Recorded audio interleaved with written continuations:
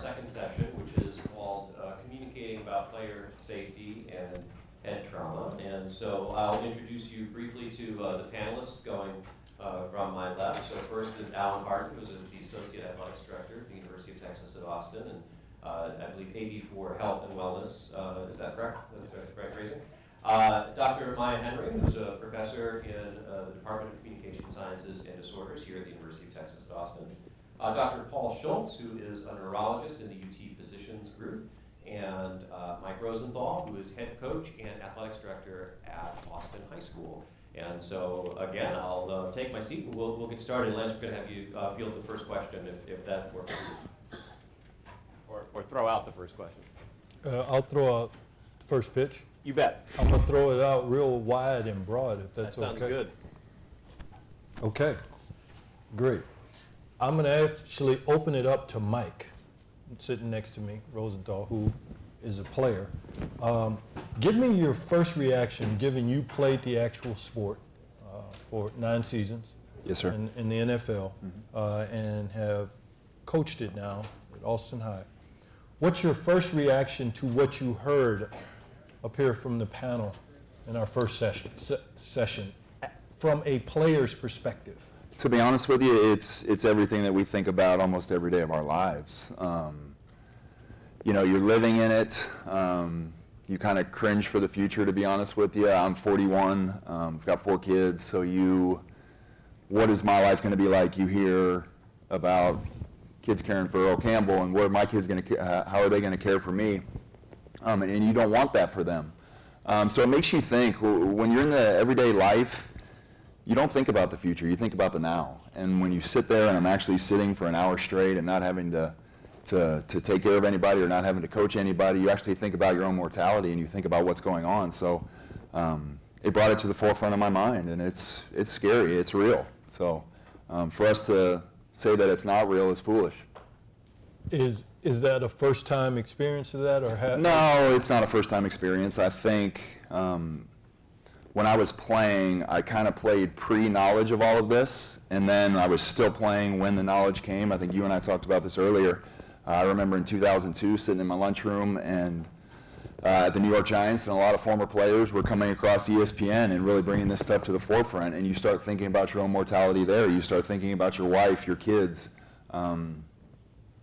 So it's nothing that I haven't thought about before. It's just you finally sit in an environment with other people going through the same thing or who have gone through the same thing, and it makes you think about a lot of things. Okay, I got one more because I'm sure the audience might be thinking this, and then I want to bring in the other panelists. But would you do it again? You know what? I knew you were going to ask that question. I was sitting over there. I only asked because they're through the thinking yes it. and through the no, and I think everyone is thinking it. You know, I go back and forth on it, to be honest with you, because football has opened up a lot of doors in my life. It brought me to the University of Notre Dame, which I would have never had the opportunity to go to. Without football, I could have never had the opportunity to pay for it. Without football, because I went to the University of Notre Dame, I met my wife there. Without my wife and without football, I don't have my 4 beautiful kids. So it has opened up so many doors for me to meet great people that I'm fine for it for myself. You don't want your kids to go through it. But would I do the journey all over again? Absolutely, because I get to take my daughter Lauren to school in the morning, and without football, I don't meet my wife, and I'm not in this situation. I'm not sitting on this stage with you. So absolutely, when I was going through it, towards the end of my career, I understood my own mortality, and when I started my career, I didn't. So now I understand. I live for each day. And I'm also doing well. I can play with my kids, I can think, I can walk, I can do a lot of stuff that I don't know what 10 years, 15, 20 years down the line is, but I know right now I'm doing okay. Mike? Stumped everybody. Let's think about that experience, because each of you engage with in some cases athletes, in other cases those who are affected by neurocognitive disorders that may or may not be linked to football, but we might be able to gain some insight from that. What are the kinds of things we'll start here with Alan, just because you're right here, but Maya and Paul would like to hear from you as well. What are the kinds of things that you see that you know are a product of football that give you concern? I'd say it's hard to say unequivocally there's products of football. We are talking about signs and symptoms of head injury sustained in football, and those are obviously, there's physical signs, there's cognitive signs, sleep disturbance, and that type of thing. So, going back to, if I can shift just for 1 second, because I was listening to the previous panel, if you think about let's talk about the culture of football. How many in here would, why do you go to a hockey game? What do you want to see at a hockey game? A fight. Thank you. You do. How about boxing? How much money did Floyd Mayweather make on the last boxing match he had? Something like $400 million. Wouldn't you be disappointed if you didn't see a knockout? So in football, I think the mayhem that people expect from big hits, like they said, the YouTube videos, the rewinds. When there's a targeting call in football, the place boos like crazy. Half of the people are booing. Half of the people are booing because of they think that their athlete. Continue on this, yeah. They think that their athlete was unfairly picked on. That wasn't a good call. The others are booing because they think it was a cheap shot. So I think culturally, we need to shift the conversation so that that the fans aren't expecting that type of mayhem. And I think fans will follow. Fans support teams. So I think to think that we can't make the game safer because fans will no longer be interested, I don't think that's true. I don't believe that. That does shift the question a little bit, which is completely fine. I do want to come back to that, but it might give Maya and Paul a chance to respond too about whether or not we're framing this issue in the right terms. You both understand the clinical, the medical side of this in ways that you undoubtedly hear media portrayals, or we talk about the concussion issue. Are we doing a good enough job talking about what's really at stake? Well, I think part of the challenge here is that concussion is ill-defined even in the medical community, and it's heterogeneous in its manifestation. But in answer to your question about what this looks like in people who have brain injury, whether it's more transient or lasting, certain parts of the brain tend to be affected. The front of the brain, the back of the brain, just because of the way your brain gets knocked around inside your skull. And so the front of the brain is critical for what we call executive functions. These are, attention, decision-making, planning, problem-solving, the ability to engage in goal-directed, meaningful behavior and navigate your day, and reflect on your own behavior and make changes online about what's appropriate and what's not appropriate. And so the challenge for clinicians, and I'm involved in rehabilitation and assessment of people with brain injury, the challenge is that sometimes these people can do really well on pencil and paper tests that neuropsychologists give, for example. But then they walk out, especially if they have subtle difficulties, then they walk out into the world and they can't function. So, and if nobody's telling them, hey, something might be wrong, or making them feel empowered with a voice to know that something might be wrong and to speak up about it, they're not going to get the help that they need. They're not going to get an early diagnosis of cognitive dysfunction, and I think that's really critical. I think that's something that has to shift, is that people have to recognize that this isn't always something that's going to be obvious, and that the kinds of changes that you see can be subtle and incremental, but incredibly debilitating. And the same goes for the kind of emotional and behavioral changes that people can show as well. People might think, oh, well, football players just have a certain kind of personality. I think maybe assumptions get made about that. The kinds of changes in personality that you can see with brain injury may mirror that in some way, or may exacerbate behaviors that were already present. So it can be hard to know when there's been a real change. But I think that because individuals who have brain injury are not necessarily good at having insights about things that have become hard for them, that's part of the clinical picture, that those caring for them and working with them on a daily basis have to also be vigilant and listen to what they're saying, and look for those subtle signs that maybe don't look like obvious disability. You want to follow up on that? Yeah, I want to say first that the conversation moving the last 10 years towards concussion, and we call that mild traumatic brain injury, or TBI, versus moderate or severe, I think it's fantastic. Because as a neurologist, also seeing people, concussion has a very real effect, not only in the future, like the concern that former players have, and I see a lot of them, and I see them with dementia, and that's one whole very important conversation to have.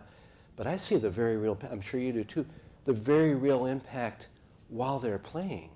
I have high school, college, and pro players that I see who already now have a permanent change in their brain. Last week I saw a young lady, she's a high school athlete in gymnastics. She's had a great career. The career is done because she's had about 5 or 6 times where she fell off the beam and has had concussions. And now this poor young lady, she really can't focus. She can't concentrate on things. Focus is right under the forehead there, so when you hit that, it's very fragile. I saw 2 college guys in the fall. They just came to my mind. I saw the 2 of them, and we did cognitive testing on them. One was sort of okay. The other guy, Jesus, the poor guy, his focus, his ability to concentrate is dramatically impaired. He hadn't even made it to the pros yet, and he doesn't even, we're not even, CTE is something to worry about down the road, but right now, these young guys and gals have got real brain injuries. So focusing on preventing concussion will have a very real impact on the 2 million people who hit their head every year in the United States, many of whom have a concussion and have permanent brain damage from the get-go. That's, I imagine that that's not unique in the sense that medical breakthroughs have, for particular communities, have then subsequent effects on other communities. Is it just about concussions, though? If we think about the League of Denial documentary that PBS Frontline produced, it was the word concussion was featured in the subtitle. When we think about the movie that was made about Bennett Amalu, the Hollywood movie, was called Concussion. And it seems to then suggest to us that brain injuries are simply about those kinds of registered injuries. Is the reality of CTE and dementia and other related issues bigger than just concussions? Can I say something? So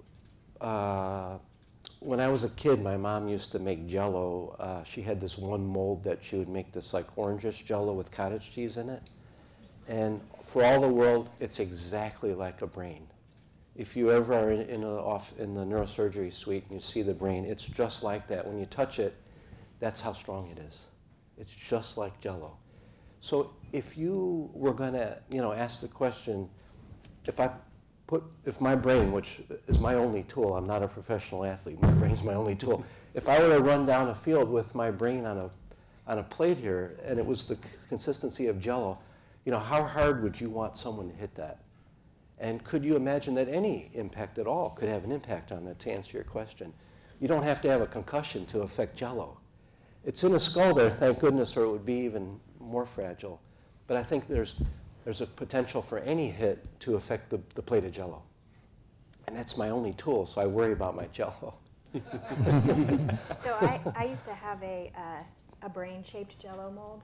You'll have to look for one of those. But this speaks to, I think, a point that was raised last panel, the question of what we can know about the damage that the brain has sustained in life. So are there reliable biomarkers that will allow us to understand cumulative damage, and subconcussive blows certainly cumulatively can affect the brain. There was a study that I think came out in November showing in a season of high school football, so they did pre and post treatment imaging and found that with this new type of neuroimaging, they could detect microstructural changes in the brains of these high school football players that were significant from pre to post treatment. And these people didn't necessarily, I don't know how many or if any of them sustained a concussion. And of course we can't know then if these are growing, developing brains, so maybe they would recover in the long term. So we don't know what the cumulative effect of that is, but we do know that hitting your head over and over again changes the structure of your brain. I have a question I would like to pose around this to the clinicians. And I have three groups here in my mind's eye. And I have a group, let's say, of lawyers and or, let's call them lawyers, people who challenge the thinking and science behind this. Writers, the people who interpret what's going on and we may read the different things we read. And then you guys, the ones on the ground dealing with the patients. And some of that information, or a lot of that information, gets very cloudy because we're not blessed to have a conversation like this with clinicians. We have to get our information through reading, which may or may not be 100% accurate. I say that to ask this question. What are the 100% lock it down knowns about these issues, these cognitive issues or injuries that may or may not be occurring? What are the ones that are in debate, and the potential unknowns that this is still advancing from a medical perspective? I know the question's a little murky in there, but if you could just respond to that for those of us who want to latch on to something concrete and take it from a clinical standpoint of what is happening to these people that we know 100%. Can I jump in with some unknowns, because that's easy? That's most everything, right? So not everybody who sustains concussions or subconcussive blows or who plays football, since that's what we're talking about, is going to develop CTE. The big study that came out of the 111 players, they were people whose families suspected that something was going on, so they got their brains were sent to this study, right? So there's a huge selection bias. But many individuals grow to an old age and don't develop CTE. And I don't think that has been systematically studied, so we don't have a sense of the whole population of football players and what happens when they get older.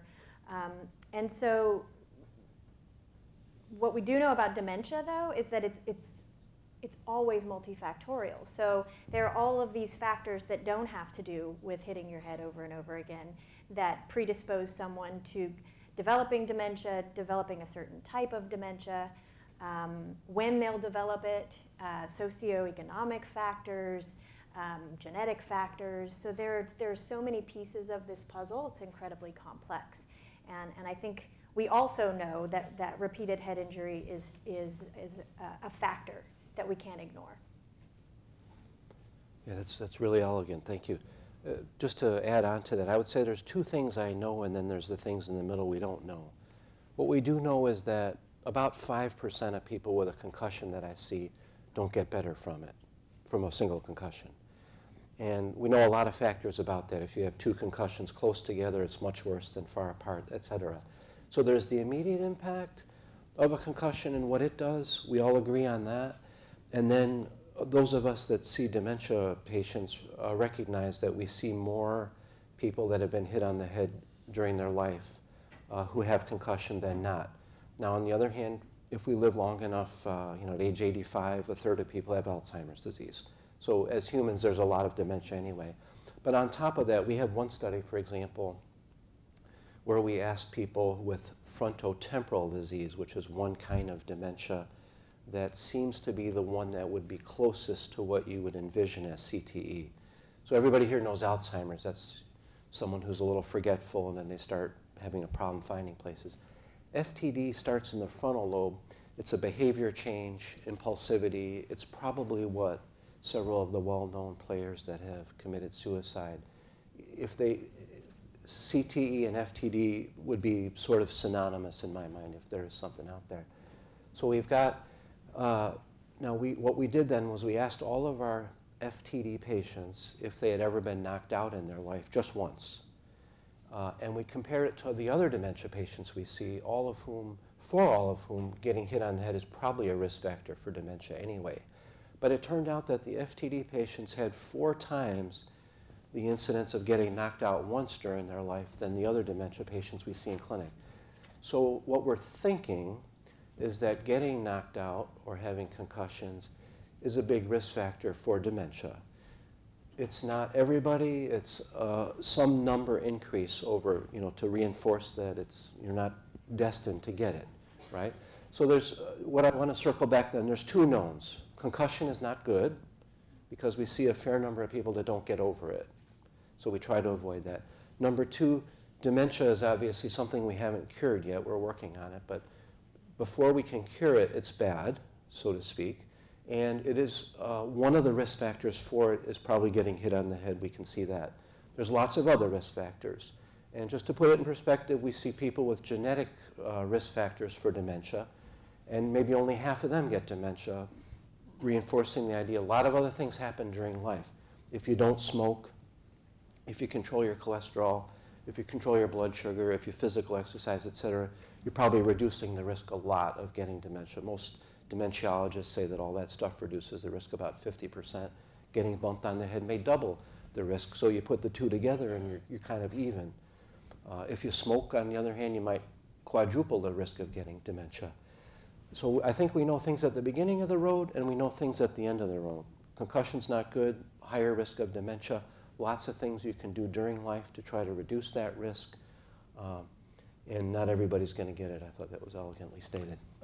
I have a follow-up question to this because you all might have said this in your answer, but I just want to drill down a little bit. So if you have, let's say let's take, because I think Parkinson's, am I right in saying that occurs in the brain? So let's take Parkinson's, Alzheimer's, and dementia. And let's take idiopathic forms of those conditions. And then let's take trauma versions of those same 3 conditions. My question to you is, from a clinical and scientific standpoint, would you be able to look at the history of the patient without necessarily knowing if they, let's say, played a sport or had multiple concussions, but if they smoke, those kind of things, and observe the brain and or your clinical process and determine which were athletes getting knocks on the head and which are out of the general idiopathic population? That's a really good question. Thank you. Yeah, and I'm going to be a lawyer in my next life. that's the $64 billion question. Here's what I would say. I see people with Alzheimer's, Parkinson's, frontotemporal dementia, Lewy body disease, all the things in my wheelhouse. And I can't tell by seeing them who played football and who didn't. But I'm also smart enough to say that that doesn't mean that we won't eventually figure that out. I'll give you an example. In 1986, when I was a neurology resident, I saw a guy in the emergency room who couldn't speak very well, and they asked me to see him for stroke. We went down, I did a CAT scan, which had just been invented, did not have a stroke. I eventually said, oh, he's got Alzheimer's disease because he has a language change that came on slowly. Well, 10 years later, we discovered that that onset of Alzheimer's was a completely different disease. We call it FTD, frontotemporal disease. So I'm thinking CTE is in there. Right now, to me, it looks like Alzheimer's in some people. It looks like Parkinson's or Lewy body in others. It looks like FTD in others. But someday we're going to be able to distinguish which one got it, which way, or we're going to say, you know what, Jesus, we were dumb. It turns out the ones who had this onset were a different disease than this onset. Till we have that biomarker that was talked about in the first hour, it's going to be hard to figure out who they are. Right now, what I would say is that they look similar, but there's a lot more of them. So there's a lot more people with the dementia who were hit on the head through sports or being in the service. I'm right across the street from a VA, and I worked there a long time. Same issues for those guys. Okay. Let's talk about the players a little bit. And Mike, now you can probably immediately respond to this. I mean, it's no secret we're at the University of Texas. We're one of the most visible college athletics programs in the country. A lot of student athletes want to play football here because they believe it's the step to the next level. And Mike, I have to imagine you've got plenty of athletes at the high school level who want to take that next step up to college and are thinking about that as well. How often do these players, even those who know they're not going to be professionals, how often do these players approach you, talk to you about these kinds of issues? Is this something, they must be aware of it, but how much are they willing to talk to you about it? Sure. Very little, to be honest with you, and that's actually shocking. We talk more about it in the office amongst former players than you hear about it with the current players. I think there's that denial. I think there's, you know, you're in the moment and you just want to keep pushing through. Our staff at Austin High is very cognizant of head injuries. Our athletic trainers are very cognizant of head injuries. We take a different approach to it, and we pull a kid immediately if there's any. If somebody says something about it, if the kid says headache, come on, let's get off. And I think we do that because we have a lot of former players on the staff. But as far as we talk a lot about it as a training staff, as a coaching staff, but very rarely do you hear it amongst the kids. They're talking about Twitter. They're talking about, you know, they just have, to be honest with you, they have different interests. And I think a lot of kids these days, you know, they live in the moment. They really do. They don't think 5 years, 10 years, 15 years down the line. They're living for today. So it's not a topic of conversation that comes up with them a lot in my kind of world. And my experience has been very different. Our kids talk about it all the time. I think it could speak to the culture of a student athlete and a coach versus a student athlete and a healthcare provider. They are educated annually. You know, our student athletes actually have a duty to report. They, in writing, sign that they will report any injury or illness. They're educated on head injuries, signs and symptoms, what that's like. So they are very frequently in conversation with us. Where we are, gone are the days of kids that have a head injury and try to hide it, mostly. For those that do, I think the significance of the importance of surveillance matters. And what I mean by surveillance, if you look at 20 years ago, you might have a couple of folks on the sideline watching. Now, on a UT sideline, we have 6 medical personnel, 1 in the box. We have a sideline video unit that we can watch replays to see what the mechanisms of injury are. So, you know, I think in the first panel there was a conversation about kids that may have symptoms, they try to hide them and they're not recognized. We go to every length to try to have active surveillance so that nothing ever goes unnoticed.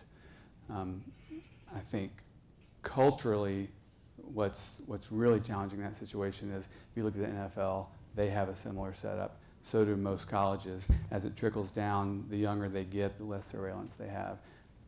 Every high school in the country doesn't have an athletic trainer, and they should. So that's where I think we really focus on safety, education, educating them on what those signs and symptoms are, and they really do self-report. What does that look like when you say that the players are educated? How do you structure that kind of training for the athlete? Great question. It's some formal. We always do it formally. We have a presentation that we sit down. We just did it with our incoming mid-year enrollees. Some of it has some kind of funny video because, admittedly, some of these sessions are blended in with other meetings they have, and kids will get distracted and not listen. They get it all the time, every team, every year. Those are formal situations. There's lots of informal situations. You'd also, another interesting sort of caveat is that in that duty to report, coaches and staff are held to that same thing. It is not uncommon for a student athlete to come to one of us to report concern for their teammate. So culturally, the kids are talking about it. They are concerned about it. They're concerned for themselves. They're concerned for their teammates. And I think that's an environment that really helps us do our jobs and keep kids safe. Sorry. I would agree with you on that. And when I spoke, I kind of thought about long term, what are the kids talking about in the locker room? Our kids are very understanding about how they feel, and they understand if they don't feel right, if they're very in tune with their body. So we do a presentation. Our athletic trainers really do talk to them a lot about it. We've seen a lot more kids reporting symptoms and different things. So with this and all the education, all the literature out there and the TV and media and all the kind of different people talking about this, the kids are much more aware versus, quite frankly, when I was playing, we didn't talk about it. We didn't know. It was just kind of normal. You had a headache. You were tired. You were sleeping. You were dehydrated. Kids these days are where they're much more in tune with their body. So I would agree with you. They're talking about it when it happens to them, but long term, our kids aren't really talking about it a whole lot. The significance of the effects. Mike and Ellen, this is for you. I'd be interested in at your levels with these two scenarios. So the first scenario would be take us through a week. So you all are typically Friday or Saturday night. Is that correct? Thursday or Friday night. Thursday or Friday night, and UT football is typically on a Saturday unless there's some different circumstances. So take us through a kid being concussed, let's call it a significant concussion, to the moment he's back on the field, and who makes the final call or decision that that young man can play at the high school level and the college level. And the follow-up to that I'll ask now, what kind of questions, interests, pushing, pulling, and otherwise are you hearing or getting from parents, if any at all? I'd be interested in those two scenarios. I'll take that. The NCAA has actually been, they've provided some really good guidance. This is where they have some teeth. There's legislation that requires that every institution has a concussion policy, and they have to adhere to that. And there are guidelines that you have to meet, and your policy will be approved. So everyone should be adhering to that. Our policy states that if an individual it shows signs and symptoms of a concussion, they're pulled immediately. They have to be evaluated by a team physician. So ultimately, the team physician guides that process from diagnosis to return to play. Concussions are like snowflakes. You don't know how a kid's going to respond to one. They're all different. There is a period of cognitive rest.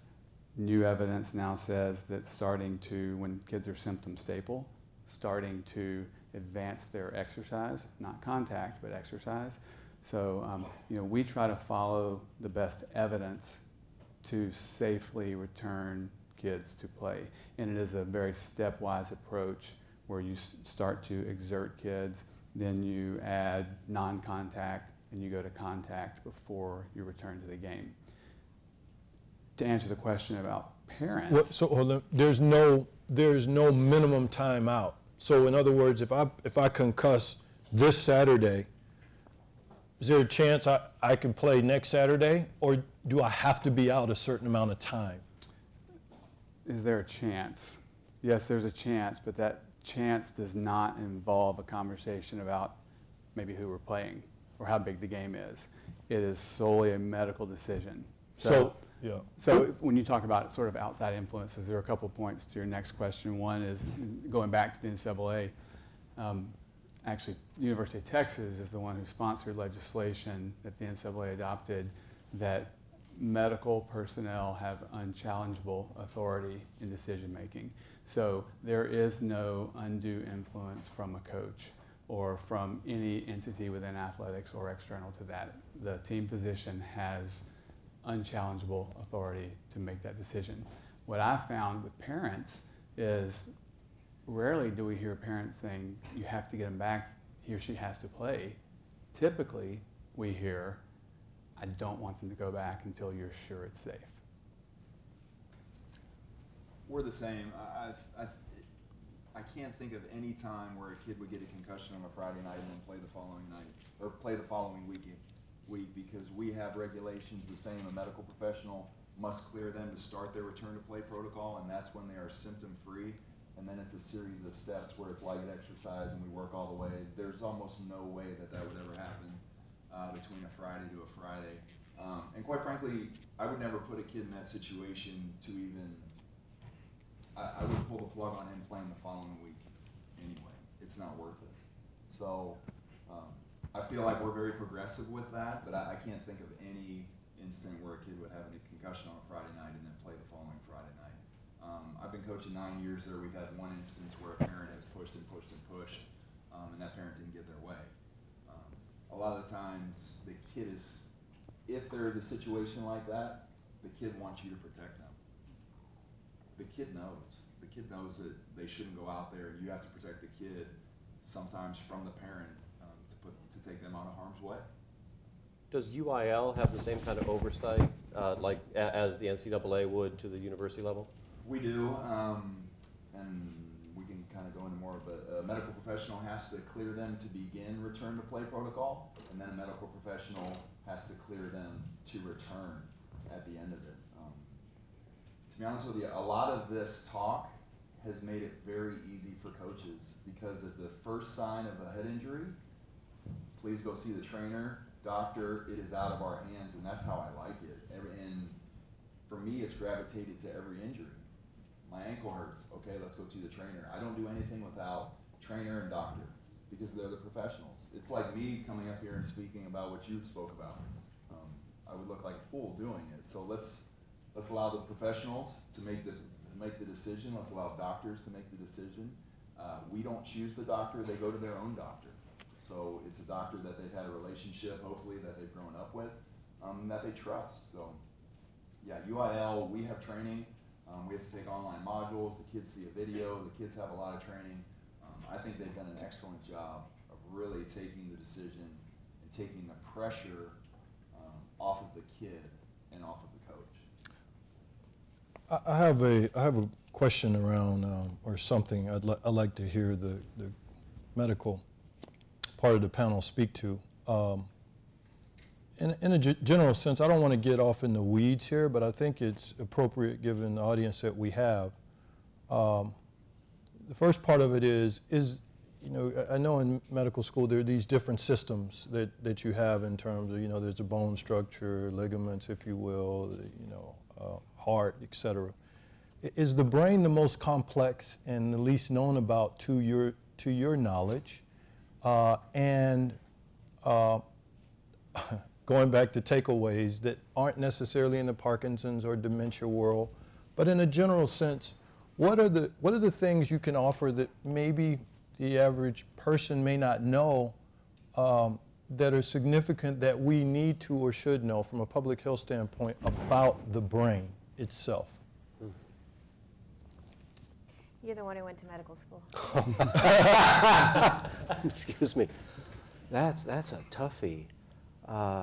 Boy, I think number one is let me interrupt you one second. Because you started, at one point you were rattling off things that were seemed normal to you. And my brain couldn't keep up with this I was like trying to get this list. You were like, and we know this, and we know this, and I'm thinking, no, we don't, because I don't know. This first time I'm hearing some of this. So I'm just trying to slow it down a little bit, because these, like the example you gave about the Jell-O, your brain being like, I'll never forget that, ever. And so I'm just trying to see if there's something we can grasp, those of us who didn't score as well in school, to take away. Well, you know, yeah, I mean, without being too dramatic, when I was growing up in the 60s, there was Star Trek, you know, space, the final frontier. In the body, I think the brain is the final frontier. It's the most complicated, and it's you know, for us to understand our own brain is almost impossible, right? I mean, there's billions of cells in there, and what they do is, so it's really challenging. And there's a lot of things we do better now than we did 5 years ago or 50 years ago. But it's still a very fragile instrument, and there's a lot we don't know, and there's a lot we can't repair. So the best thing is always to prevent injury, because once it happens, it's more challenging than we can currently often take care of. At the same time, I want to, if I can, just hearken back here. Along those lines, the whole process now of return to play has been fantastic. I think that's probably doing more good than we can quantify. It used to be, as you guys know, you got your bell rung and then the next day you're out at practice. Now at least it's a few weeks. You know, it's going to be a few weeks before the guy really has the headache gone and really has the insomnia change, really has the mood change, really is thinking clearly, really can remember a list of words that I give him, that kind of stuff. You know, and then we start the return to play protocol. Is it perfect yet? My sense, and I still tell guys this, okay, we're at week 3. We've all agreed as professionals that you can go back to play. But I got to tell you, I see people who, if they get concussed within a month or 2 of the previous one, it's a lot worse. So I'm going to tell you, the books say you can go and play, but under no circumstance get another concussion in the next month. And I don't know where we're going to find that sweet point where we can say, okay, it's okay to, but it's so much better now than it was 5, 10, 20 years ago that it's fantastic. And I'm glad we're all thinking about it and doing something about it and applying the science to it so we can do the prevention side, because the organ is so complex that once something bad happens to it, we're just not in as good a position to deal with it. Maya, if you had and I don't know your children's situation, but if you had a child, I do. a girl or boy, okay, how would you feel about letting them play football, or I hear soccer, I don't know if that's accurate, is also at risk because of the ball hitting the head? What's your position on a child playing? My position is that I'd rather talk about the brain, but no. I have a little boy who's 7, he's about to be 8, and he plays baseball, so that's his thing, and soccer. We've talked about football, and he's not particularly interested in it, maybe because other than my mom, who's a huge football fan, it's not something that he sees on TV in our house, although he gets excited about the Super Bowl because he likes to bet. That's the kind of grandma he's got. But I'm hedging the question a bit here. If he really wanted to play football, we would have to have a lot of conversations about it and a long, hard conversation about it. I don't believe as parents that it works very well for us to say you can't do that, with the exception of things like you can't run into oncoming traffic. But for decisions about what they want to do with their lives, I think that ultimately it has to be a negotiation and a conversation, and so that's a non-answer. But I don't think I could say you cannot play football. But I think I could say you need to wait until you know more about this, until you can make decisions for yourself. I don't necessarily think I would be too excited if he wanted to play football when he was 5 years old, or maybe even 7 years old. So I think it's something that will consider if it comes up, and we'll have a conversation about it. And I will tell him the things that I know about brain health. I mean, we talk about our brains a lot in my family. We look at pictures of brains. And so he's probably going to be coming from a different place in that regard. I don't know that all families are like that, but yeah, I think we'd have we'll cross that bridge when we come to it. One thing I wanted to say, though, coming back to the brain, you asked about knowns and unknowns, and I agree about the incredible complexity of the brain. We know more about it than we ever had. We still don't. Most of how the brain works, we still don't know. But this harkens back to a previous point in the conversation where there was a question about predicting who was a football player from their sort of physical, cognitive picture, plus if we had some imaging evidence or what have you. And I think I'm still amazed by, when we look at patients in my lab, and we look at at their communication and their cognition, and then we look at their brains. And we look at clinical scans and research MRI scans, and I'm still bewildered sometimes by the mismatch in some individuals. So you may see somebody who's functioning really well, whose brain looks terrible. And you may see somebody who's doing terribly, whose brain looks kind of okay. And so there's a huge amount of variability in terms of what kind of pathological burden, and that, I mean that broadly, from head injury to, you know, a familial dementia. There's an incredible amount of variability in terms of what the brain can sustain before it starts to manifest as a problem that people can see. And so from a public health standpoint then, which you also asked about, I think taking care of your whole body and your whole self is obviously important, and exercise and all those lifestyle factors that can be managed. But we also know that how you use your brain affects how your brain ages. And so things like, you know, being bilingual seems to be protective against dementia. Having more education seems to be protective against having dementia. Things like that. So I think we need to learn more about that, and we need to promote healthy cognitive aging in addition to, you know, exercise and all the other knowns that seem to contribute to people who live long and healthy lives from a brain standpoint. I was trying to think of a question that could bring all of the four of you together, and I found it. And I would love from your lens and perspective, because it's an issue not only for your world, but probably for the room and all of us. And I'd like to know, with the emergence and legislation changes around marijuana, what is the... Sorry. Well, where is What's the going? impact? What's the impact on the brain and how it interfaces with maybe being healthier? A very famous Longhorn, Ricky Williams, Heisman Trophy winner, he's gotten behind this push with suggesting that there are things that marijuana helps.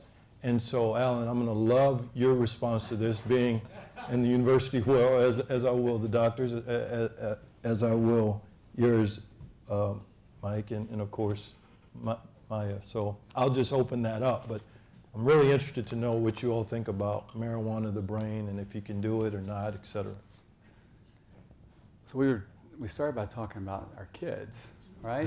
And you shift to marijuana. You know, it's interesting. This is a topic that I think about a lot, obviously in college athletics, because you know, cannabis use amongst college kids is it's increasing. It seems. I think 24% of college kids admit to smoking cannabis in the last year. You know, I look at it from sort of a programmatic approach as an administrator, and that's that. You know, the first thing is, if anybody in the room, when you see a ticker that a kid's been suspended, what do you first think? Smoke. Yeah, you think they probably got caught smoking marijuana. Not always true, but that's what people think. So, you know, if you look at a holistic approach to helping kids, culturally, whether it's medicinal marijuana or legalization of marijuana, marijuana is becoming more accepted. We can all agree on that. I'm not here to interject my personal feelings, whether I think it's right or wrong, but what I do think is that if you look at college athletes, cannabis is not a performance-enhancing drug. The NCAA tests only at championships for marijuana, not in their year-round testing. So that seems counter to me for an organization that wants health and safety to be the priority, but they're testing for illicit drug use at a championship when you want the playing field to be level, right? I feel strongly that the NCAA should take away the punishment piece of marijuana. We should treat them as patients, not as criminals. And if we are committed to their long-term health and well-being, early identification through testing or other means goes a long, long way. you know, with our program, we have a safe harbor program where kids can come to us very confidentially and say they need help. There's no punishment involved with that, and we've had tremendous success with that. So now interject a kid that maybe has a history of chronic cannabis use. The coaches know.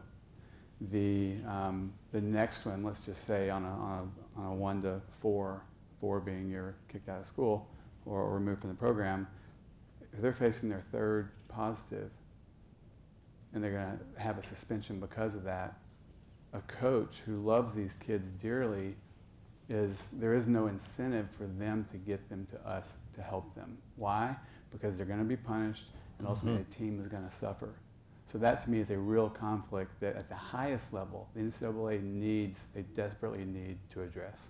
Am I right in saying that there's not a uniform process across the landscape for universities? So for example, with the University of Cal, their rules and their temperature for drug use amongst their athletes is going to be different than it might be at Miami. Yes. Right. So, and it's sort of like state versus the federal government. The school can decide on its own accord of how they're going to legislate or manage the policy. Is that correct? And the NCAA requires that if you have a policy, you adhere to that policy. So if we have one that has sanctions for certain levels, that we don't adhere to that, that's a violation. Do yours have to mirror the state laws? So for example, if medicinal medicine is okay in Colorado, actually I think they're at the recreational stage, but let's just say medicinal, and a Colorado football player his knee is killing him and wants to smoke a joint because his doctor says it'll be good for him, is he out of compliance with the guidelines to still play the next weekend if he tests positive? So that's a good question. The medicinal marijuana, let's call it defense, I think has not passed muster with the NCAA to this point. We don't have that issue because it's not legal to use it in Texas. But I understand it to be that has not been a defense that has allowed someone to effectively appeal a sanction. So the school's law rules, basically. So that's with NCAA testing, though. Yeah, so okay. If the NCAA comes in and tests, and you test positive for marijuana, what I understand is that the medicinal marijuana sort of justification does not hold water with that organization. So other institutions in other states where it may be legal, or certainly it's appropriate for medicinal, those are questions I don't know. We're not faced with that. Okay. In our state. We do have the makings of an entirely new symposium, though. Absolutely. that possibility. We're getting close to the point where we're going to need to wrap up this session, so I want to make sure we have time for audience questions. But let's let the other 3 panelists respond to your prompt, Lance, and then we'll open it up to the audience. I don't know that I have much insight to add, particularly vis-a-vis football, but I will say that I think the long-term ramifications of using cannabis are going to emerge. So longitudinal studies that tell us how, using cannabis over years or even decades affects, young brains, developing brains, and then old, middle-aged brains and old brains. It's going to be different. So we need to learn that, and then I'll feel more comfortable weighing in. But when you said cannabis is not a performance-enhancing drug, I mean, that's true from a cognitive standpoint, of course, as well. I mean, maybe somebody would want to argue with me on that. But I think that there are patients with dementia that I see who anecdotally will tell me that they use it and it helps them with sleeping, it helps them with pain, and it helps them with mood disorders. So I hear that and I think, well, that's something that should be studied, and I'm sure that it is being studied. But for people who have cognitive impairment, so traumatic brain injury or the other end of the spectrum that we're talking about, dementia, introducing any sort of chemical into the system that's going to change the way the brain works can be dangerous, and I think we have to be concerned about that. Yeah, I think I agree 100%. I think that epilepsy and pain, or the chronic pain, are the 2 circumstances where there's scientific evidence that the cannabinoid oil can be helpful to folks.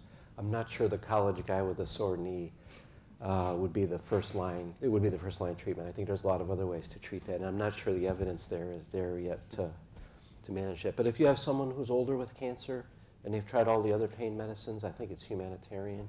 Seems to be helpful, and people with intractable epilepsy, they're on 4 epilepsy meds. We add that as a 5th one, they might get control. Those are good circumstances for it.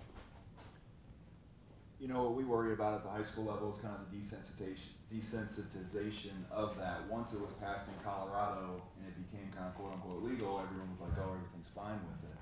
I think you see the same thing with these little jewel packets and nicotine and different things. Oh, it's legal, I'm 18, I'm not putting smoke into my lungs. I think education is big on that and making sure that kids know the ramifications of it. But I'll be honest with you, if it's going to help people long term and it's going to help people with pain management, I'm all for it. And it's going to get people, the NBA is pushing for it, the NFL is pushing for it, to take people off of opioids and pain pills, then I'm all for it. It's dangerous because then it trickles down into high school, it trickles down, and I understand that, but I do think it works for, like you said, patients with epilepsy, long-term pain management. I just think education is big. Appreciate the responses there. We've got a little bit of time to wrap up this session with questions from the audience, and we've got an eager hand right up here front and a couple toward the back here as well. So.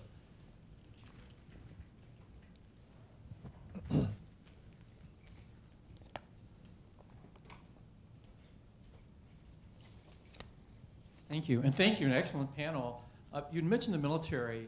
Can you speak for a moment to the research that's been happening with bombs and waves in the